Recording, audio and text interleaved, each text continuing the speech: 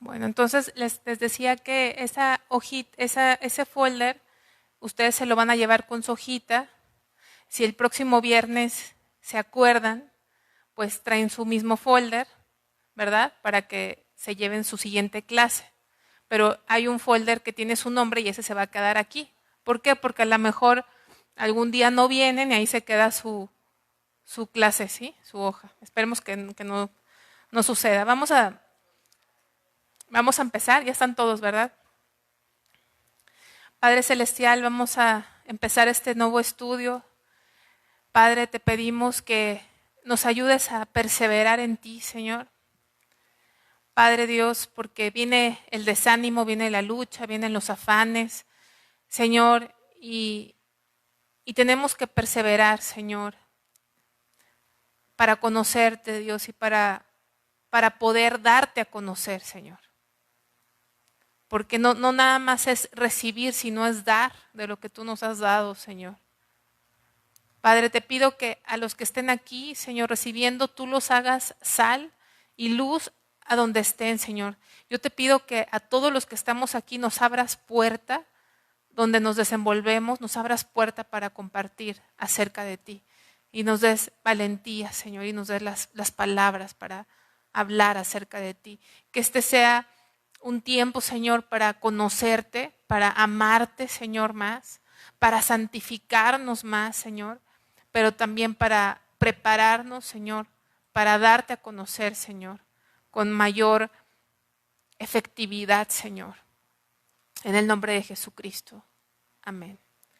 El día de hoy, pues, no es la primera clase, es la introducción. Hoy vamos a ver la introducción. Entonces, el propósito de este día es tener un panorama general, ¿verdad? De lo que es Génesis, de lo que podemos esperar. Y es una introducción al tema. Entonces, como ustedes saben, vamos a estudiar Génesis, pero solamente los capítulos del 1 al 11, los 11 capítulos de Génesis. Y ahí empieza la introducción diciendo, el título castellano Génesis, o sea, en español, viene de la traducción griega Septuaginta. ¿Qué número romano es? 70. Ajá, 70. Que quiere decir orígenes. Mientras el título hebreo se deriva de la primera palabra de la Biblia, Bereshit, que traducida es en el principio.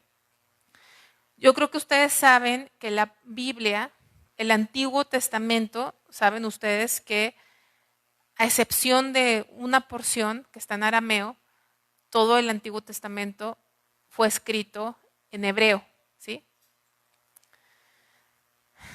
Pero entre el Antiguo y el Nuevo Testamento hubo un periodo de tiempo de silencio, donde Dios no habló. Cuando termina el Antiguo Testamento pasan más o menos como 400 años de tiempo en donde no hubo una palabra inspirada de Dios en ese periodo de tiempo. Y luego empieza el Nuevo Testamento, ¿verdad? En el libro de Mateo. En ese transcurso, antes de Cristo, si ustedes leen la historia, hubo un hombre del cual profetizó el profeta Daniel, muy conocido, que se llamó Alejandro Magno. ¿Le suena Alejandro Magno? Bueno, entonces, este Alejandro Magno era ¿de qué país? De Grecia, exactamente. Y era un gran conquistador. Y muy pronto, era un joven, de hecho murió muy joven. Muy pronto, imagínense conquistar el mundo o una gran parte del mundo sin la tecnología que hoy existe. Fue algo impresionante. Tantas naciones conquistó, parte de África, parte de Europa, parte de Asia. Era tanta la influencia en todos esos países que el idioma oficial de toda esa área se volvió el griego. Así como hoy hablamos, bueno, no todos, pero hoy digamos que el idioma de los negocios, ¿cuál es universal? ¿Cuál es? El inglés, ¿verdad? Mucha gente en el mundo sabe inglés. En aquel tiempo era el griego. Y es por eso que en ese transcurso de tiempo antes de Cristo, un poco antes de Cristo, se hizo una traducción, se tradujo el Antiguo Testamento que estaba en hebreo, se tradujo ¿a qué idioma? Al griego, ¿sí? Y esa traducción que se hizo al griego se le conoce como Septuaginta, ¿sí? Septuaginta. 70. ¿Por qué 70? Porque fueron como 72 eruditos que se juntaron a hacer esta traducción, pero se redondeó y se puso 70. Entonces, en esa traducción le asignaron un título al primer libro de la Biblia, en la traducción griega. Entonces, aquí nos está diciendo que cuando la tradujeron al griego, el título le pusieron Génesis, o sea, que significa orígenes, ¿sí? Orígenes, el origen de las cosas. Pero dice, mientras el título hebreo se deriva de la primera palabra Bereshit traducida en el principio. Entonces, nos está diciendo esto, en el original se escribió en hebreo y la Biblia, Génesis 1, versículo 1, ustedes se lo saben de memoria, ¿cómo empieza? En el principio, ¿sí? Entonces, generalmente la Biblia en hebreo tomaba la primer palabra de cada libro y eso le ponían de título, ¿sí? Le ponían de título la primer palabra. Entonces, la Biblia en hebreo, el libro de Génesis en hebreo se llama Bereshit, que significa principio. Principio. Y en la traducción griega, que es la que estamos usando para traducir, se usó para traducir al castellano el título, Génesis significa orígenes. Dice, aunque el autor, estoy en el tercer renglón, aunque el autor no se identifica a sí mismo en Génesis, o sea, no hay alguien que escriba Génesis y diga, yo, Moisés, estoy escribiendo Génesis, no se identifica. Y este libro finaliza casi 3 siglos antes de que Moisés naciera. Génesis tiene 50 capítulos, 50 capítulos. Y para cuando termina todo el libro de Génesis, todavía pasaron 300 años para que llegara al mundo un bebé que se llamó Moisés, un hombre que se llamó Moisés. Sin embargo, vamos a ver, dice, que tanto el Antiguo como el Nuevo Testamento le atribuyen su composición a Moisés, junto con los siguientes 4 libros de la Biblia, que juntos se les conoce como el Pentateuco, ¿sí? ¿Por qué Pentateuco? Porque Penta es 5. Génesis, Éxodo, Levítico, Números y Deuteronomio se los atribuyen a Moisés. Entonces vamos a ver unas citas, estas citas que les quiero pedir su ayuda si las podemos leer rápidas, porque nada más es para ver. Le voy a pedir a Sergio que leas por favor Éxodo, Sofi, si puedes leer Números, Erika, ¿qué sigue? Esdras, hermano Manuel, si usted puede leer Nehemías, su esposa Mateo 8:4, y ahorita les digo los demás porque si no también me hago bolas, ¿sí? Para irnos, si no los encuentra, escuche. Si no los encuentra, nada más ponga atención. De hecho, yo no los voy a buscar, nada más voy a poner atención. Adelante. Éxodo 17:14 dice, y Jehová dijo a Moisés, escribe esto para memoria en un libro, y di a Josué que raeré del todo la memoria de Amalek de debajo del cielo. Entonces, ¿quién le ordenó que escribiera? Dios. Dios. ¿A quién se lo ordenó? A Moisés, que hiciera un libro, que escribiera las cosas, ¿no? Números 33:2. Moisés escribió sus salidas conforme a sus jornadas por mandato de Jehová. Okay. Estas pues son sus jornadas con arreglo a sus salidas. Muy bien. ¿Escribió? Moisés. Moisés. Esdras capítulo 6, versículo 18.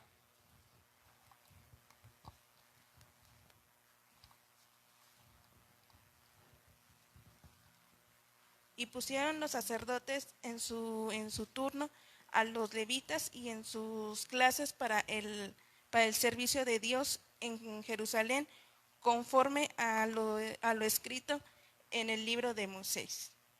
Ok, ¿en el libro de quién dice? De Moisés, así es. Levítico, ¿verdad? Estamos hablando que escribió los primeros 5 libros. Nehemías 13:1, hermano Manuel. Sí, en Nehemías 13:1 dice: aquel día se leyó en el libro de Moisés, oyéndolo el pueblo, y fue hallado escrito en él que los amonitas y moabitas no debían entrar jamás en la congregación de Dios. Ok, entonces ahí nos está diciendo muy claramente quién lo escribió. Ahora vamos a pasar al Nuevo Testamento. Nuestra hermana va a leer Mateo y le voy a pedir aquí a Noé que se prepare con Marcos, Erika, con Lucas y ¿quién está junto a ti, Sarita? ¿O quién es? Sarita con Juan, por favor. Adelante, hermano. Entonces Jesús le dijo: mira, no lo digas a nadie, sino ve, muéstrate al sacerdote y presenta la ofrenda que ordenó Moisés para testimonio a ellos. Ok, entonces ahí toda esa parte reconocen en el Nuevo Testamento que fue Moisés el que escribió, ¿verdad? Leímos Mateo, sigue Marcos.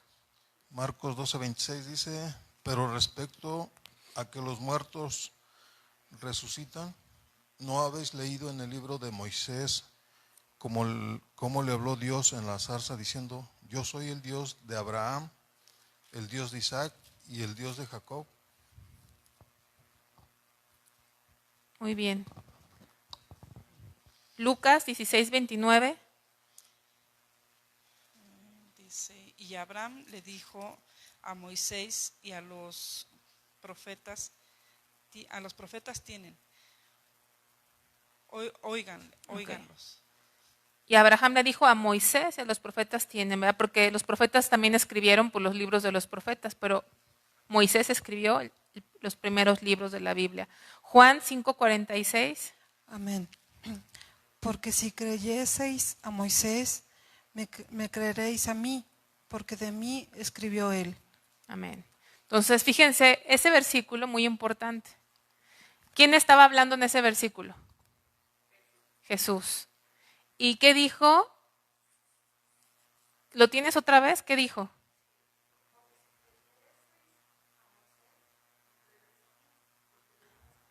Si creyeses a Moisés, porque muchos decían creemos en Moisés, pero no creían en él.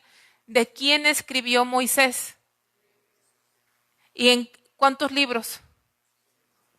Entonces, ¿de qué se tratan los primeros 5 libros? ¿De quién se tratan? De Cristo. ¿De qué se trata el libro de Génesis? ¿De quién habla? De Cristo. ¿Sí? Porque a veces vemos, ¿de qué habla el libro de Génesis? No, pues habla de la creación, habla de un diluvio. ¿Se fijan cómo fácilmente nos vamos y nos enfocamos a los acontecimientos y nos perdemos de vista de quién se trata? ¿Sí? De mí habló Moisés. Entonces, ese es un consejo, un tip que les doy al leer esto. Vean a Cristo. Vean a Cristo. Que Dios se revele a nosotros a través de su escritura. ¿Sí? Entonces, dice ahí en su estudio, cabe mencionar que Moisés contaba con la preparación académica suficiente para poder escribir el libro de Génesis. Vamos a el libro de Hechos, capítulo 7. Diego, si lo puedes leer, Hechos 7:22, por favor.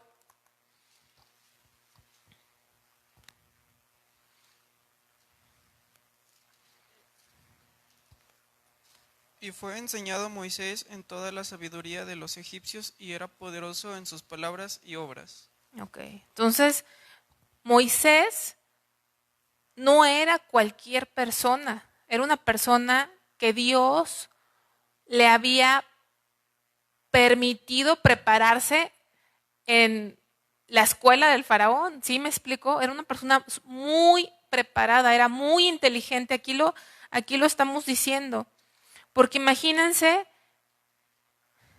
lo difícil, lo profundo, o sea, todo lo que está en los primeros libros, Dios le permitió a Moisés, lo preparó y le inspiró para escribir estos libros. Entonces él tenía la preparación para escribir estos libros.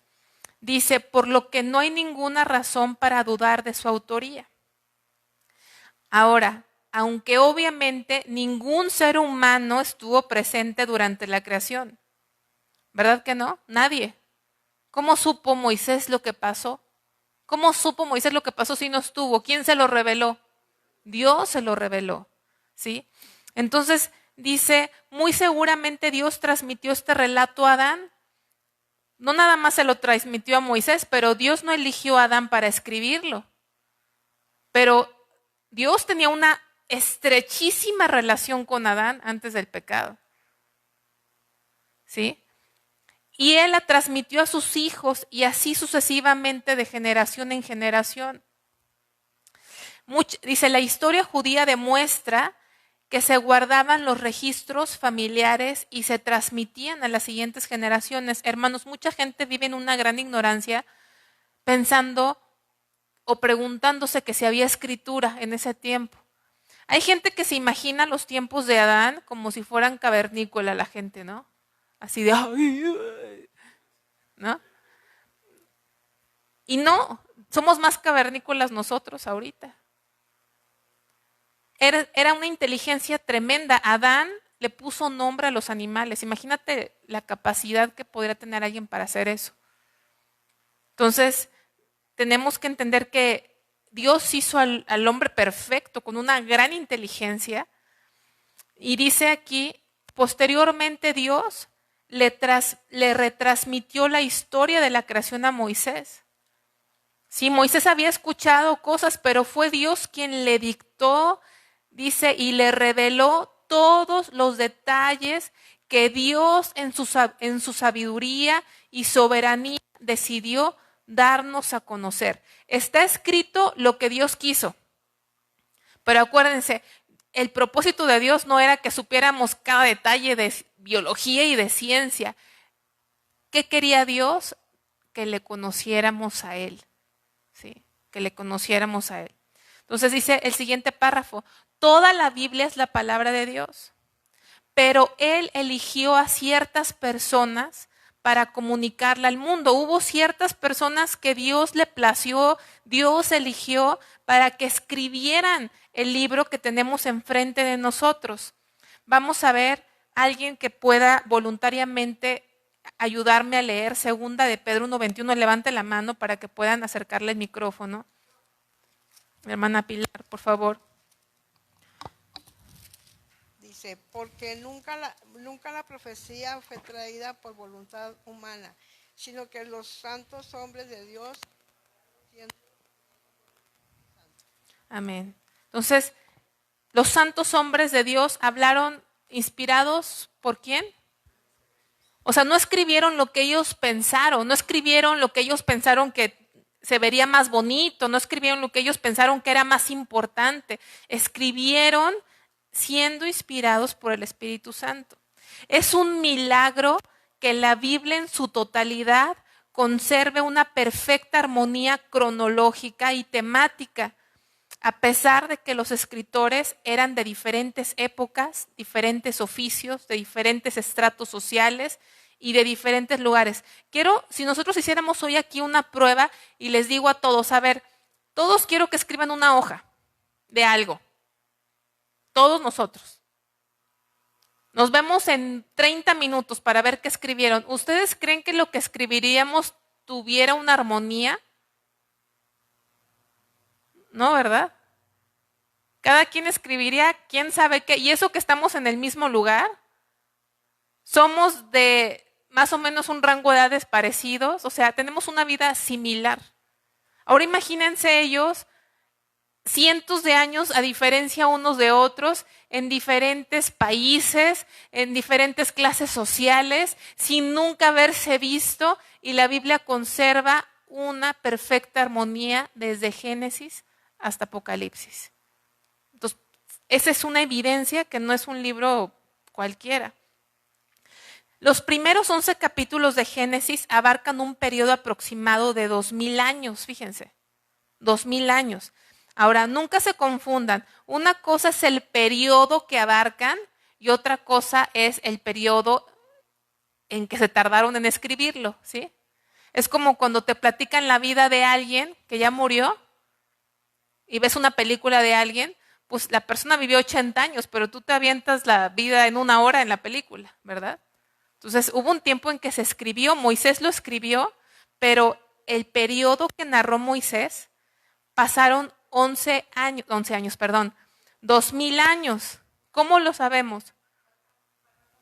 ¿Me salté un párrafo? Ah, sí, gracias, hermana. Bueno, voy a terminar para no quedarme inconclusa y yo te regreso. Gracias por avisarme. ¿Qué les estaba diciendo? ¿Cómo sabemos? Porque en la Biblia hay genealogías, ¿sí? El Génesis capítulo 5 lo vamos a ver. Ahí vienen los años que vivió cada persona y de ahí podemos determinar un tiempo estimado de 2000 años. Voy a regresarme al párrafo anterior que me salté. En esta serie de lecciones nos dedicaremos a estudiar exclusivamente los primeros 11 capítulos de Génesis, los cuales nos revelan los orígenes del universo. Esto es el principio del tiempo y del espacio. ¿Por qué el tiempo? Porque Dios es eterno. No existía tiempo. Ahí empezó un tiempo para nosotros, ¿sí? Por medio de su siervo Moisés, el Espíritu Santo nos describe los principios del hombre, o sea, cómo fue el primer hombre, la mujer, el primer matrimonio, la primer familia, el primer pecado, cómo se introdujo el pecado y todo lo que ocasionó, los sacrificios, cómo empezaron las ciudades, la industria, la música, los idiomas, las razas y las naciones del mundo. Los primeros 11 capítulos hablan de todo eso y a partir del capítulo 12 empieza a hablar de la nación de Israel. Ahora sí, los primeros 11 capítulos de Génesis abarcan un periodo aproximado de 2000 años, de tal manera que al finalizar de estudiarlos estaríamos situados más o menos a la mitad de la historia bíblica, ya que aproximadamente desde Génesis capítulo 12 hasta el final de la Biblia se cubren alrededor de 2000 años. O sea, hagan de cuenta que si yo agarro mis primeras 11 hojas de Génesis, 11 capítulos, más o menos esto sucedió en 2000 años. Y todo esto, lo demás, todos estos acontecimientos también en un periodo como de 2000 años. Qué interesante, ¿no? Entonces, digamos que si leen estos 11 capítulos ya estarán no a la mitad de la Biblia, pero a la mitad de la historia bíblica. El escenario inicial donde empieza Génesis es la eternidad pasada. Dios en un acto soberano. ¿Qué es soberano? Que Él le plació, Él quiso, porque sí quiso y punto, le plació. Llamó a la creación a la existencia. Vamos a leer Hebreos 11:3. Alguien que lo pueda leer, por favor. Adelante, hermana. Un micro para aquí la hermana Katy, por favor.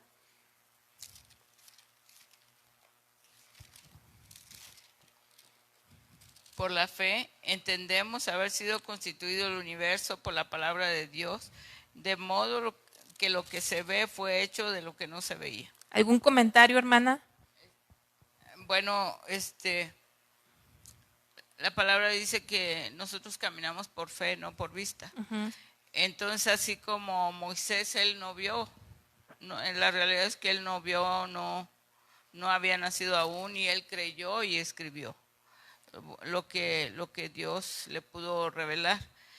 Entonces no había Biblia en ese tiempo, ¿verdad? Nosotros ahora tenemos la Biblia donde se da a conocer cómo es Dios, ¿verdad? Y qué fue lo que ha hecho Dios a través de Cristo, tanto en el universo como en nosotros. Ok, ahora vamos a volverlo a leer tantito. Por la fe entendemos haber sido constituido el universo. El universo, cuando piensan en universo, ¿qué piensan? Cuando digo universo, ¿qué piensan? estrellas, los cielos, ¿qué más? Las nubes. ¿Las qué?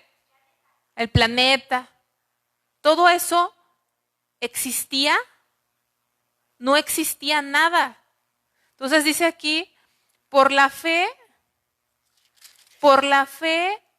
entendemos haber sido constituido el universo por la palabra de Dios. ¿Cómo ejecutó Dios la obra de la creación? ¿Con su qué? Con su palabra. Y dijo, sea la luz, y fue la luz, con su palabra. ¿Sí? Había unas personas, saben que ya tiene años que el hombre está haciendo clonaciones. ¿Saben lo que es una clonación? ¿Qué es? Tratar de crear una persona, ¿verdad? Y el hombre dice, mira Dios, yo también puedo crear, ¿no? Decía alguien. Pero Dios le decía a esta persona, tú también puedes crear, búscate tu propio polvo. ¿Sí le entienden a qué se refiere? ¿A qué se refiere ese comentario? Nosotros podemos crear, pero a partir de una materia prima. ¿Sí? Tú haces galletas, pero tienes que ir a comprar la harina. Dios creó todo de la ¿qué? De la nada. De la nada creó todas las cosas.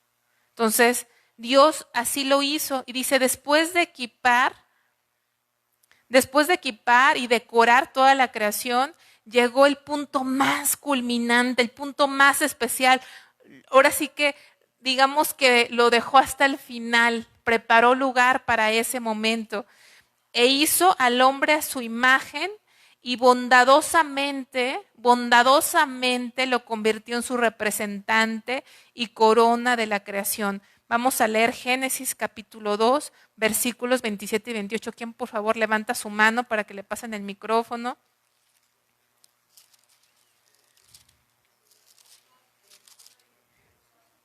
¿No hay?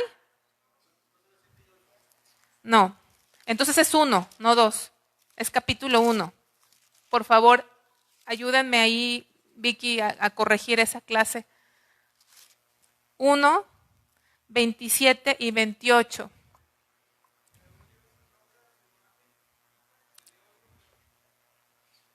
Otra vez, Diego, por favor, fuerte. Y creó Dios al hombre a su imagen, a imagen de Dios lo creó, hombre y mujer lo creó. Y los bendijo Dios, les dijo, fructificad y multiplicaos, llenad la tierra, gobernadla, dominad los peces del mar, las aves del cielo y todas las bestias que se mueven sobre la tierra. Ok, entonces, ¿qué cosa tan especial, qué privilegio le dio Dios? Que Dios no le dio su imagen a un animal, se la dio al hombre. ¿Sí? Dice que varón y hembra los creó y los bendijo Dios, o sea, tanto al hombre como la mujer los bendijo y les dijo a los dos, fructificad y multiplicaos, llenad la tierra, pero fíjense la posesión que les dio a los dos, de ¿qué tenían que hacer? Sojuzgadla y señoread, o sea, les dio a ellos un puesto como decir administradores de todas las cosas, ¿sí? Sus representantes. Dice, solo al hombre y a la mujer los hizo con sus manos. Todo lo demás, ¿cómo lo hizo Dios todo lo demás? ¿Cómo creó todo lo demás Dios? Con su palabra. Pero al hombre, ¿cómo lo hizo? Con sus manos, como una forma íntima, especial. Y fueron los únicos a los que les concedió el privilegio de disfrutar una relación íntima con Él. No hubo otro ser vivo al que Dios le diera ese privilegio, hermanos, de hablar con Él, de comunicarse con Él, de tener esta relación cercana a Él, absolutamente a nadie más. Dice, a pesar del impresionante despliegue de gracia y bondad divinos, toda la secuencia de historias subsecuentes evidencian sin excepción la atrevida rebeldía del hombre hacia Dios. Pero también sin excepción se hará evidente la misericordia de Dios hacia el hombre. de tal manera que a medida que avanzamos en la historia bíblica, se revelará un patrón. La rebeldía del hombre hacia Dios va en aumento, pero paradójicamente la gracia de Dios hacia el hombre también. Como dice Romanos 5:20, alguien que lo pueda leer, mas cuando el pecado abundó, sobreabundó la gracia. Alguien que lo pueda leer, Romanos 5:20, por favor.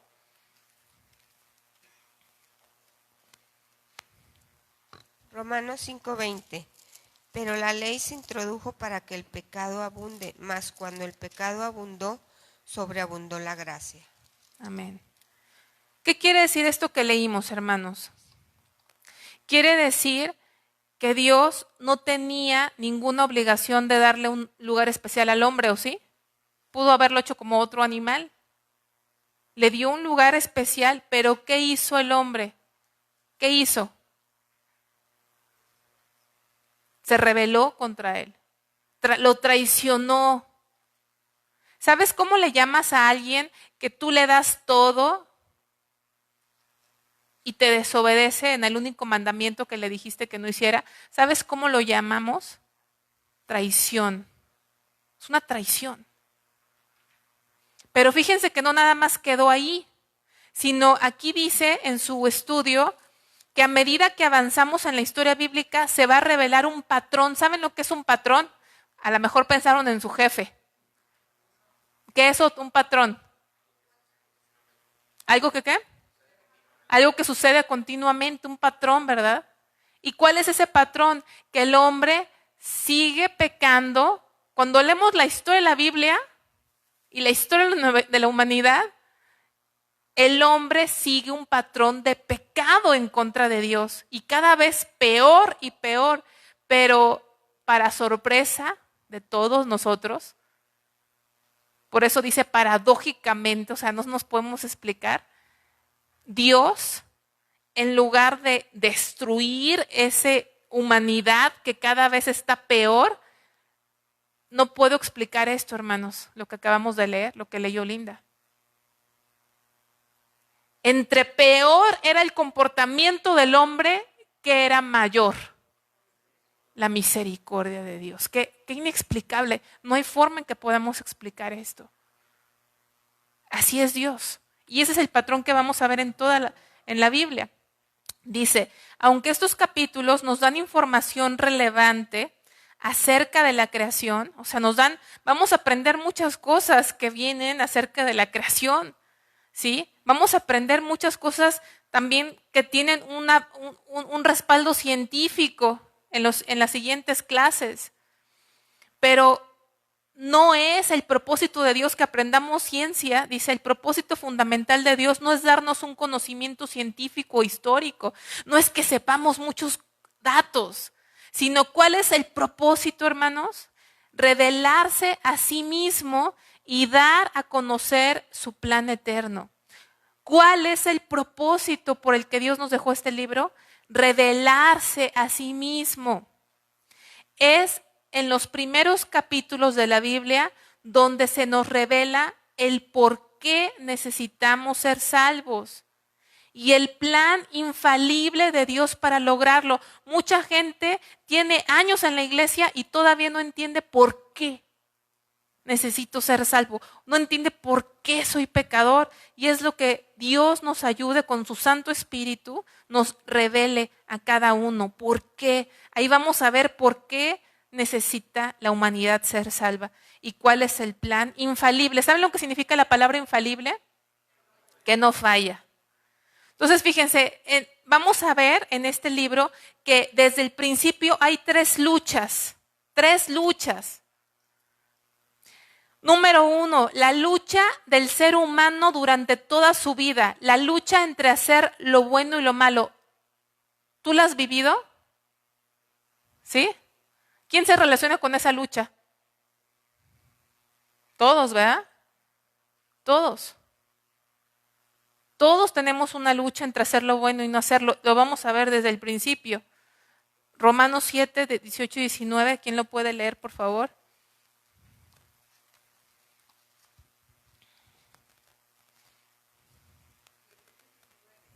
Yo sé que en mí, esto en mi carne, no mora el bien, porque el querer el bien está en mí, pero no el hacerlo, porque no hago el bien que quiero, sino el mal que no quiero, eso hago. Ok, amén. Segunda lucha, hay una lucha de Satanás en contra de Dios y también se ve desde el principio. Desde el principio, en ese jardín, en ese Edén, hubo un intruso que se manifestó en forma de ¿qué? De una serpiente, ¿sí?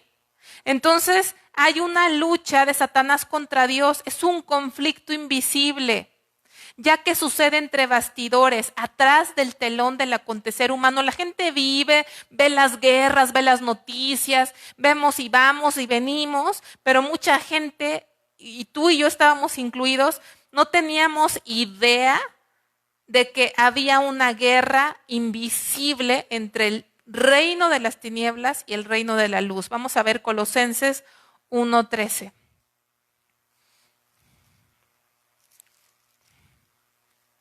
¿Quién lo puede leer, por favor? El cual nos ha librado de la potestad de las tinieblas y trasladado el reino de su amado Hijo. Amén. Dice hermana Pili que nos ha librado de la potestad ¿de qué? Entonces hay un reino que le podemos decir que es el reino de las tinieblas. Pero hay otro reino que es ¿de quién? De su amado Hijo de Cristo. Hay dos reinos. ¿Sí saben que hay dos reinos y hay una lucha? Entonces todo lo que pasa en este mundo, todo lo que nuestros ojos ven es el efecto de lo que pasa en el mundo espiritual, ¿sí o no? Todo lo que pasa, la explicación de todo lo que sucede en este mundo tiene su origen en el mundo espiritual. Es el resultado de lo que pasa en el mundo espiritual. Entonces dice, es importante mencionar que el enemigo de Dios, o sea, Satanás, que se manifestó en ese huerto como una serpiente, ya ha sido juzgado y está vencido.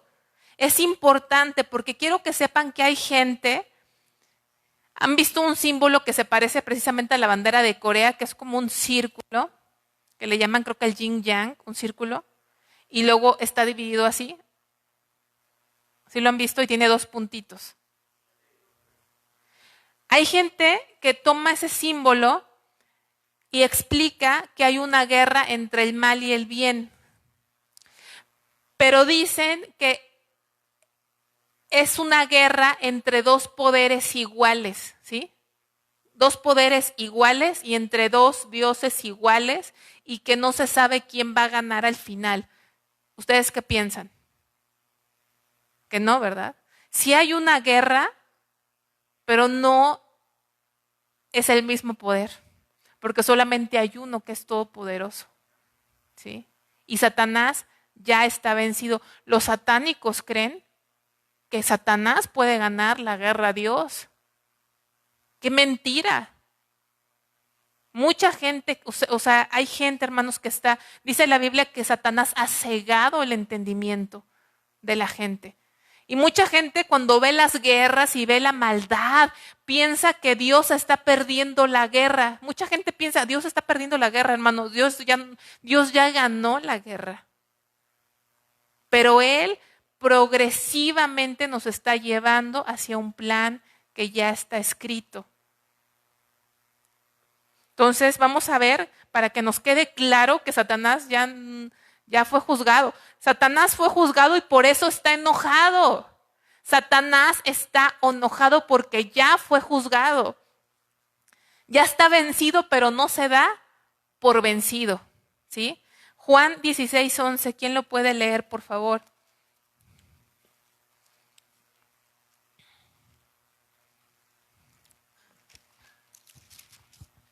Juan 16:11 dice, y de juicio, por cuanto el príncipe de este mundo ha sido ya juzgado. ¿Quién es el príncipe de este mundo, Sergio? Satanás. ¿Ya ha sido, qué dice? Juzgado. Quien es juzgado, cuando juzgan a alguien, ¿qué significa? Que ya ha sido ¿qué? Condenado. Ya tiene una sentencia a muerte. Colosenses capítulo 2, versículo 15. ¿Quién puede ayudarnos a leerlo, por favor? Colosenses 2:15. 2:15 dice así, dice, y despojando a los principados y a las potestades, los exhibió públicamente, triunfando sobre ellos en la cruz. Amén. Cristo, ¿verdad? Cristo ya los venció, ya venció a Satanás. Entonces, ¿qué luchas vamos a ver desde el principio de la historia? La lucha entre hacer lo bueno y no hacerlo. La lucha entre Satanás y Dios.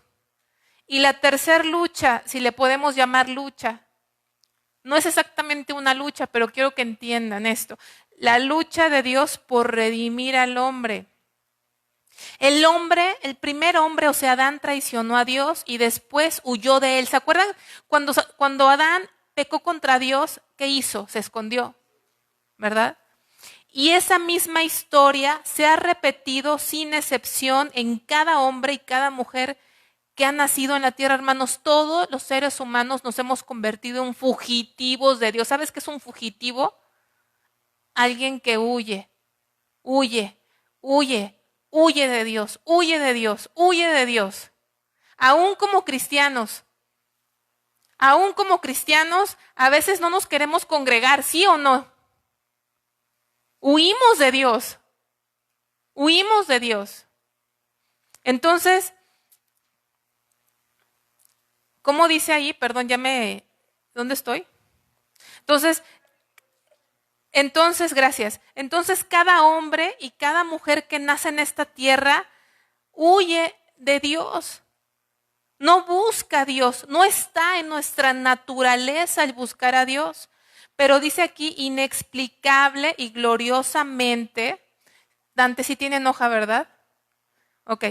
Inexplicable y gloriosamente, Dios tuvo la iniciativa de reconciliar y salvar.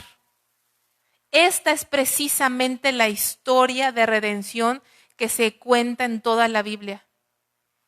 La historia de redención que se cuenta en toda la Biblia es esta, hermanos. Dios buscando al hombre. Isaías 65:1. Caro, ¿puedes leerlo, por favor? Isaías 65:1. Dice, fui buscado por los que no preguntaban por mí, fui hallado por los que no me buscaban. Dije a gente que no invocaba mi nombre, heme aquí, heme aquí. Gracias. Dice aquí, ¿quién está hablando aquí, hermanos? Dios. Fui buscado por los que no preguntaban por mí. Fui hallado por los que no me buscaban.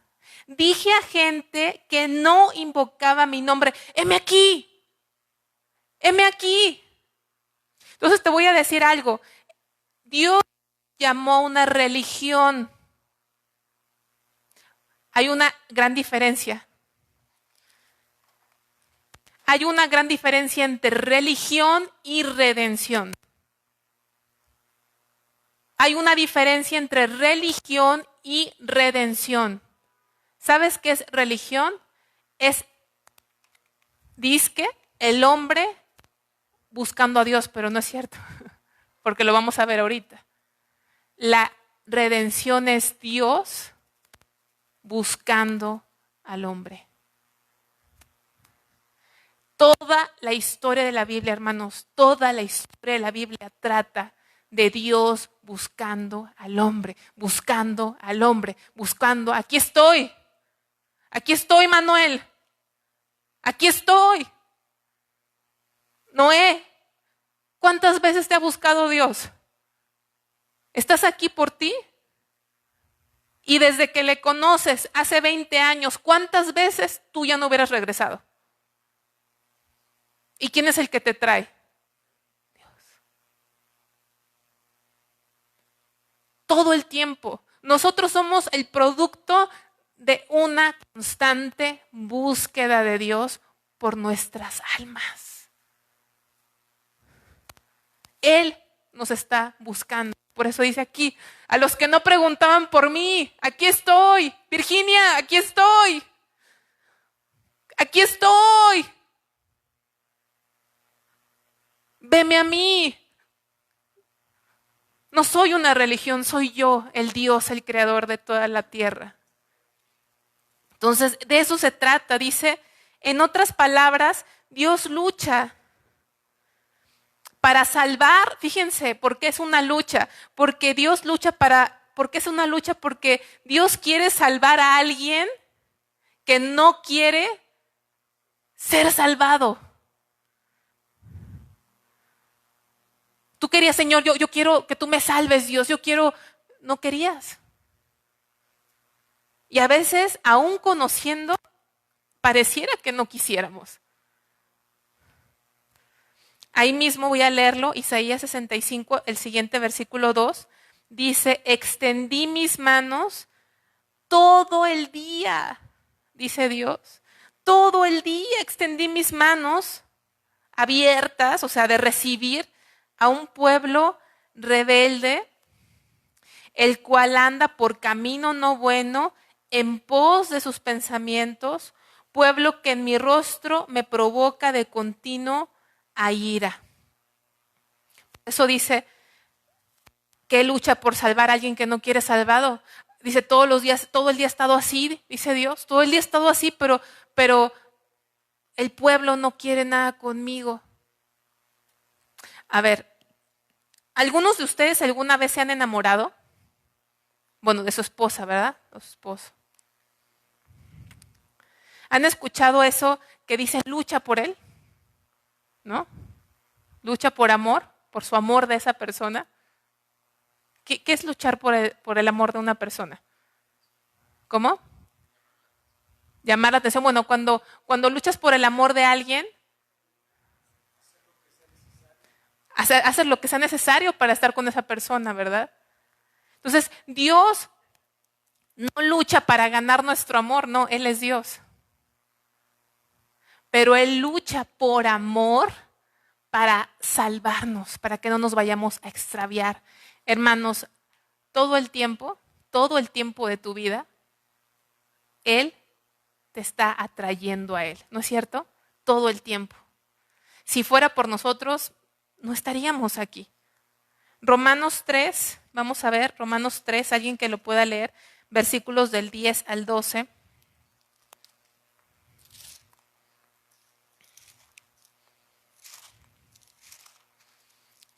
Del 10 al 12. Levante su mano para que me ayude, por favor, le lleven el micro.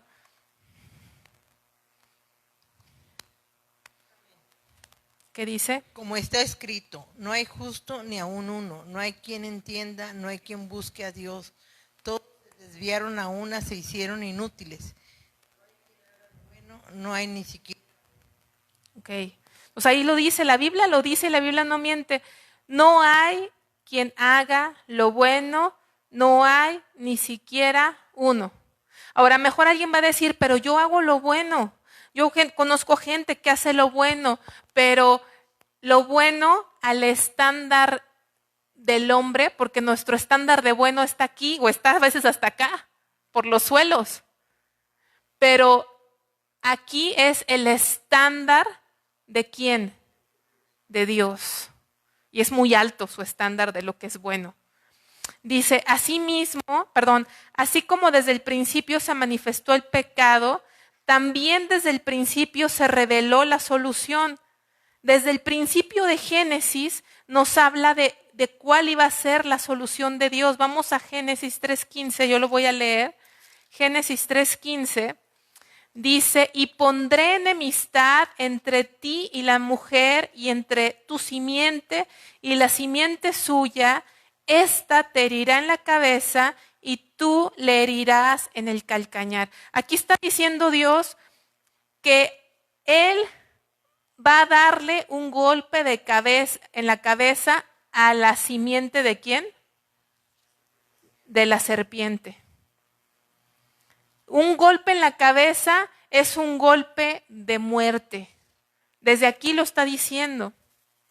Y luego en el versículo 21 del mismo capítulo dice, y Jehová Dios hizo al hombre y a su mujer túnicas de pieles y los vistió, para que cuando el hombre y la mujer pecaron, se vieron desnudos y ellos quisieron taparse con hojas de higuera, ¿sí? Que era un tipo de religión, o sea, de sus propios medios, taparse en sus propias fuerzas, pero Dios les enseñó que la única forma de cubrirse era con túnicas de animal, y para que pudiese Dios ponerle las túnicas de animal, tuvo que haber una víctima. ¿Quién fue la víctima? El animal que derramó su sangre, ¿verdad? Y son cosas que no entendemos aquí, no nos quedan claras, pero es lo que vamos a ir clarificando con ayuda de Dios. Dice, sin embargo, no podríamos entender esa solución. Si nada más leo esos versículos, no entiendo. Dice, tenemos que seguir indagando en las páginas inspiradas por el Espíritu Santo, donde de manera gradual se nos va revelando el plan eterno de Dios y la identidad de la simiente prometida, hasta manifestarse más claramente en la persona de Cristo. Vamos a leer Juan 5:39. Juan 5:39.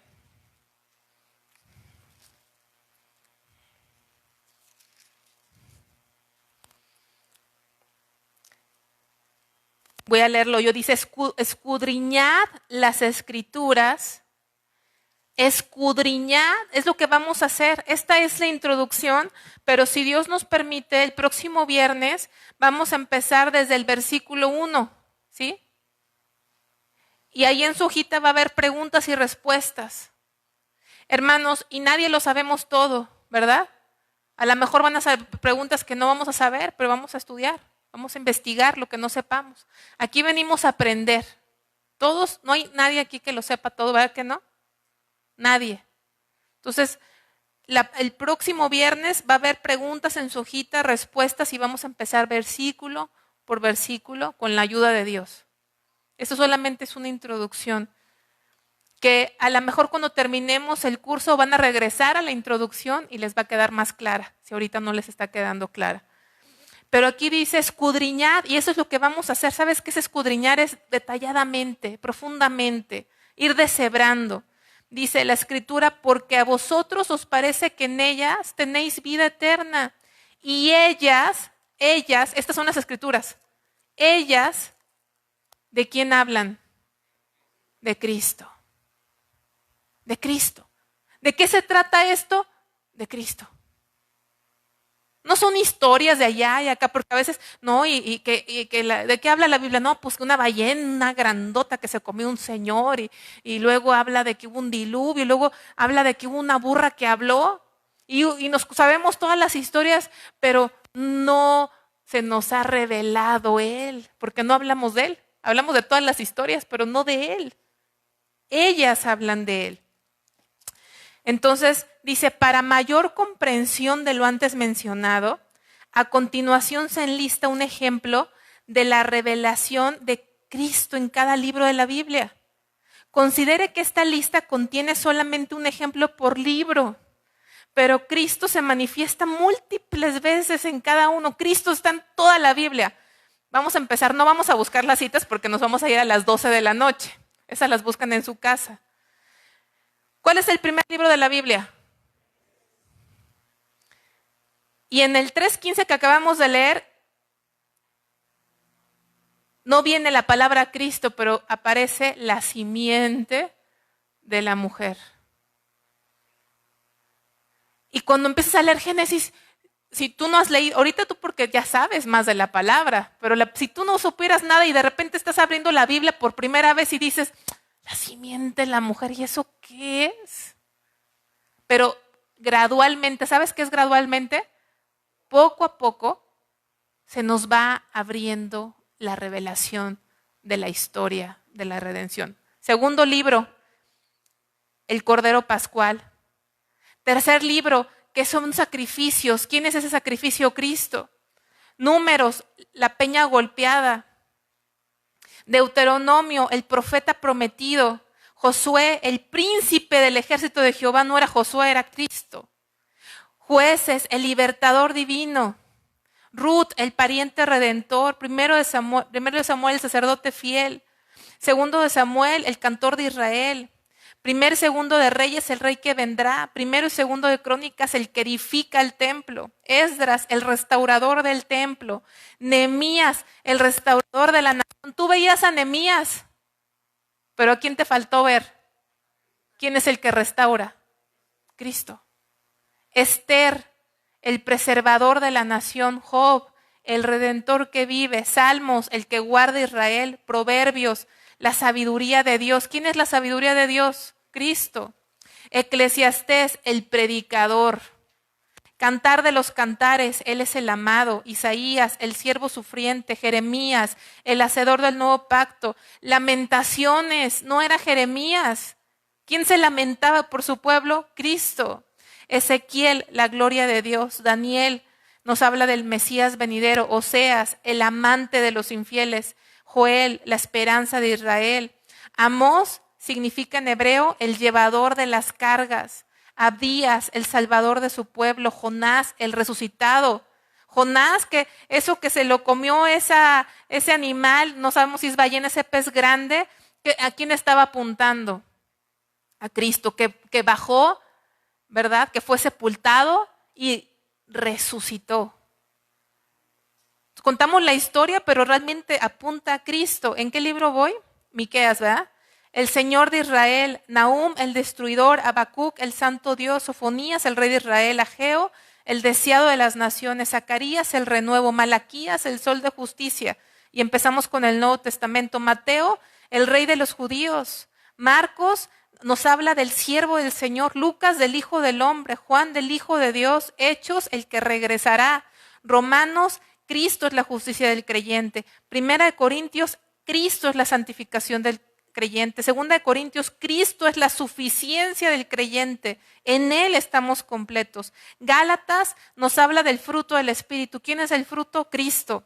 Efesios, la cabeza de la iglesia. ¿Quién es? Cristo. Filipenses, el gozo del creyente. ¿Quién es el gozo? Cristo es el gozo del creyente. Colosenses, la plenitud de la deidad. Primera Tesalonicenses, la resurrección del creyente. Segunda Tesalonicenses, el Señor de paz. Primera Timoteo, el mediador entre Dios y los hombres. Segunda Timoteo, el galardonador del creyente. Tito, el gran Dios. Filemón, el fiador, el que pagó nuestra deuda. Hebreos, el sumo sacerdote. Santiago, el dador de la sabiduría. Primera de Pedro, la piedra del ángulo. Segunda de Pedro, la antorcha que alumbra, es Cristo. Primera de Juan, Él es la vida. Segunda de Juan, Él es la verdad. Tercera de Juan, Él es el camino. Judas, el único soberano, y termina Apocalipsis con la revelación completa de esa simiente, Rey de reyes y Señor de señores. Todo es acerca de Él. Es necesario, dice, tener una comprensión sólida de los primeros capítulos para poder entender el resto de la Biblia, ya que todos ellos se edifican sobre esta base literaria hermosa y verdadera. Por ejemplo, es significativo, hermanos, la estrecha relación entre Génesis y Apocalipsis. Génesis es el primer libro de de la Biblia, y Apocalipsis, ¿qué libro es? El último. Ya que los grandes temas de la Biblia que comienzan en Génesis y que se desarrollan progresivamente en toda la Biblia, culminan en Apocalipsis. Génesis comienza describiendo un mundo sin pecado, en el paraíso, donde el hombre y la mujer disfrutaban de una plena e íntima comunión con Dios, la cual se perdió a causa del pecado. No busques Génesis, ya te lo sabes. Sí, en Génesis 3, 16 al 19 vemos que el hombre desobedeció y cayó una maldición sobre la humanidad y sobre la tierra, como resultado de la desobediencia de Adán y Eva. Pero en Apocalipsis 22, 3 leemos: y ya no habrá más maldición. Vamos ahí a Apocalipsis, por favor. Se los voy a leer, capítulo 22, el último libro de la Biblia, el último capítulo de la Biblia. El último libro es Apocalipsis y el último capítulo es 22. Dice, en el versículo 3 dice: y no habrá más maldición. En Génesis dice: y maldito, ¿verdad? Será la tierra por tu causa, por tu pecado. Pero el último capítulo de la Biblia dice, y no habrá más maldición. ¿Por qué? Porque el Señor que nos dio esta promesa que su simiente golpearía en la cabeza la simiente de la serpiente, empezó su plan de redención y en Apocalipsis vemos la finalización completa de la redención. Ya no va a haber más maldición. Porque si nosotros leemos Apocalipsis sin leer Génesis, pues a lo mejor no entendemos. Oye, ¿por qué no va a haber maldición? Porque el Señor habrá restaurado todas las cosas. Dice, de tal manera que en el último capítulo de la Biblia, los creyentes estarán de regreso en el paraíso, comiendo del árbol de la vida y gozando de una plena y maravillosa relación con Dios, pues dice, verán su rostro. El plan de redención que inicialmente se reveló con la promesa de la simiente de la mujer, ya habrá sido totalmente consumado. Miren, ahí en Apocalipsis capítulo 22, versículo 1 dice, después me mostró un río limpio de agua de vida, resplandeciente como cristal, que salía del trono de Dios y del Cordero, en medio de la calle de la ciudad, y a uno y al otro lado del río estaba el árbol de la vida, que produce 12 frutos, dando cada mes su fruto, y las hojas del árbol eran para la sanidad de las naciones. Y no habrá más maldición. Y el trono de Dios y del Cordero estarán en ella, y sus siervos le servirán y verán su rostro. Y su nombre estará en sus frentes y verán su rostro. El hombre y la mujer vivían en un huerto hermoso, hermoso, imagínense, verde, con árboles frutales, sin plagas, sin alacranes, ¿no? Porque a lo mejor vas a un lugar que parece paraíso, pero a lo mejor te va a salir un alacrán, ¿no? Y estás así, una araña ahí de repente, ¿no? Cachetadón ahí. Allá no, allá estaban a gusto, pero ¿saben qué era lo más hermoso, lo que hacía ese lugar una delicia? ¿Saben qué era? La presencia de Dios, el tener una relación con Dios. Y eso va a volver a suceder. Así va a terminar. Dice que vamos a estar, y cuando habla del árbol de la vida, que también estaba en ese huerto, también ¿saben quién es el árbol de la vida? Cristo. Ese árbol de la vida es Cristo. Fuera de Él no hay vida. Y verán su rostro. Entonces vamos a ver cómo Dios va a restaurar todas las cosas como en el principio. Cuando vamos a estudiar Génesis dijimos que en hebreo, que se escribió la Biblia en hebreo, el título del libro, ¿cómo dijimos que es? Principio, en el principio. Así se llama el libro de Génesis en hebreo, en el principio. Y Dios va a restaurar todo como en el principio. Ese es el plan de Dios.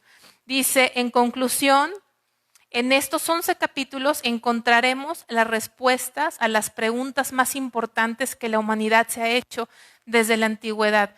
¿Qué preguntas se ha hecho la humanidad desde la antigüedad? A ver, ayúdenme. ¿Qué preguntas se ha hecho la gente? ¿De dónde vengo? ¿De dónde vengo? ¿A dónde voy a ir? ¿Qué otras preguntas se han hecho? ¿Cómo? ¿Habrá Dios? ¿Por qué hay tanta maldad? ¿No? ¿Por qué hay enfermedades? ¿Por qué hay guerras? ¿Por qué hay personas que piensan que son hombres y piensan que son mujeres? ¿Por qué? ¿Por qué hay personas que, platicaba con Linda, por qué hay personas que desde niños tienen un estilo de vida que parecen psicópatas? ¿Saben qué es un psicópata? ¿Sabes qué caracteriza un psicópata? Que no tiene remordimiento. Hay personas que no tienen remordimiento de conciencia, ¿sí saben o no? No tienen remordimiento. Hay niños que son así. No les duele hacer maldad, no les duele matar, no les duele robar, no sienten nada. ¿Por qué? Aquí van a estar las respuestas. ¿De a dónde vengo? ¿Existe un Dios? ¿Existe un cielo? ¿Qué hay después de la muerte? ¿Para qué estoy en este mundo? Esa es una gran pregunta. ¿Para qué nací? O sea, ¿nada más nací para sufrir? ¿Nací para estudiar? ¿Nací para casarme y tener hijos? Porque mucha gente dice, si no te cases, no tienes hijos, no te realizaste, porque piensan que para eso nacimos.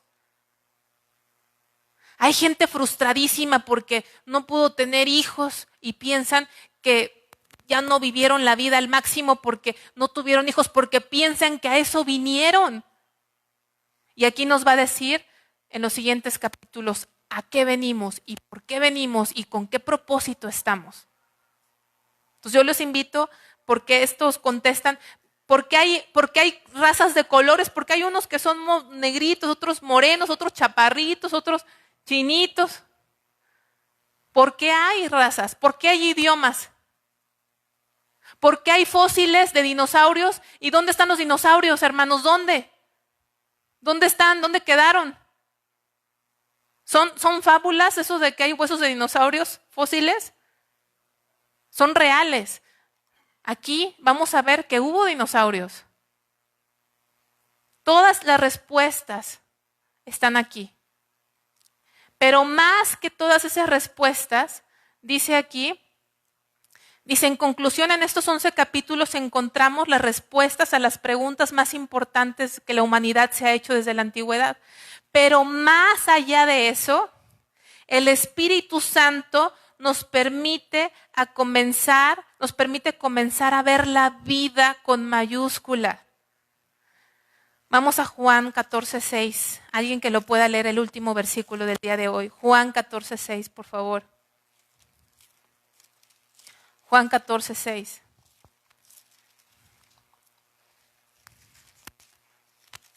Sí, amén. Jesús le dijo, yo soy el camino y la verdad y la vida. Nadie viene al Padre sino por mí. ¿Qué dijo Jesús? ¿Yo soy qué? Camino. ¿La verdad y qué? La vida. La vida. Mucha gente dice, vamos a estudiar el libro de Génesis porque se trata del origen de la vida. De la vida. Mi vena. Mi vena. Pero si aquí hay vida, es porque alguien es la vida y es Cristo.